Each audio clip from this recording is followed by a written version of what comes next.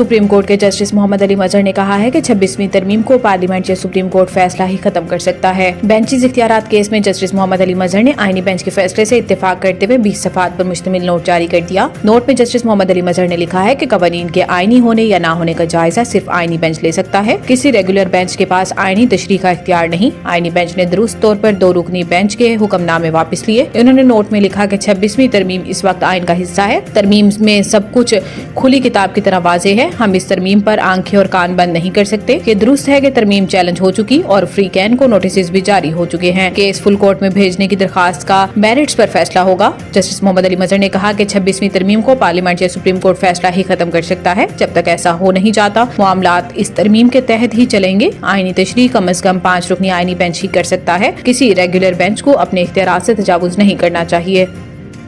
पाकिस्तान में anti corruption के इदारों की मजबूत बनाने और गवर्नेंस में इस्लाहात के लिए आलमी मालियाती फंड IMF का वफ्द पाकिस्तान पहुंच गया। जराये का कहना है कि IMF का वफ्द 14 फरवरी को पाकिस्तान में कयाम करेगा। जराये के मुताबिक एंटी करप्शन और एंटी मनी लॉन्ड्रिंग इकदाम $7 अरब के बेल आउट पैकेज का हिस्सा है। वफ्द नैब अदलिया समेत मुख्तलिफ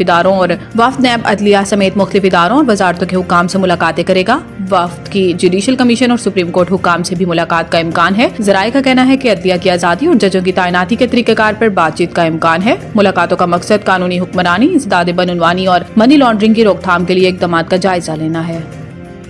नायब वज़ीर आज़म इसाक डार से ईरान के वज़ीर ख़ारजा सईद अब्बास इराक़ची ने टेलीफोन राब्ता किया, जिसमें फ्री कैन ने गज़ा में फ़लस्तीनियों की मुसलसल हालत ज़ार पर तबादला ख्याल किया। तर्जुमान दफ्तर ख़ारजा शफ़क़त अली खान के मुताबिक दोनों वज़रा ने मशरिक़ वस्ता की सूरत हाल पर ख़ुसूसी तवज्जो मरकूज़ भी की। गज़ा के लोगों को बेघर करने की तजवीज़ पर तबसरा करते हुए नायब वज़ीर आज़म ने इस इंतहाई परेशान कुनो गैर मुनसिफाना करार दिया। तर्जुमान के मुताबिक इन्होंने जोर दिया है कि फ़लस्तीनी सरजमीन फ़लस्तीनी अवाम की है। अक़वाम मुत्तहिदा सलामती कौंसिल करारदादों के मुताबिक 2 रियासती हल ही वाहिद काबिल अमल और मुनसिफाना ऑप्शन है। नायब वज़ीर आज़म ने मजीद कहा कि पाकिस्तान 1967 से पहले की सरहदों पर मबनी एक खुद मुख्तार और मुत्तसिल फ़लस्तीनी रियासत के क़याम की हिमायत जारी रखेगा। एक ऐसी फ़लस्तीनी रियासत जिसका दारुल हुकूमत अल-क़ुद्स शरीफ है।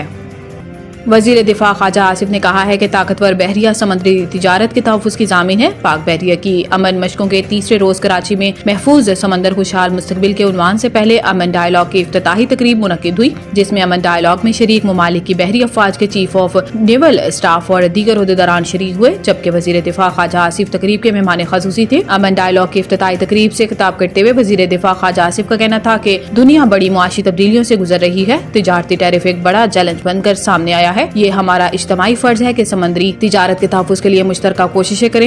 इन्होंने कहा कि आलमी मुआशी निज़ाम मैरी टाइम पर इन्हिसार करता है। बहर हिंद आलमी तेल और गैस के 50% ज़खायर रखता है। बहरी तिजारत का मईशत में बुनियादी किरदार है। बहरी शोबे में दरपेश गैर रिवायती चैलेंजेस से निमटने के लिए इज्तमाई इक़दामात नागज़ीर हैं।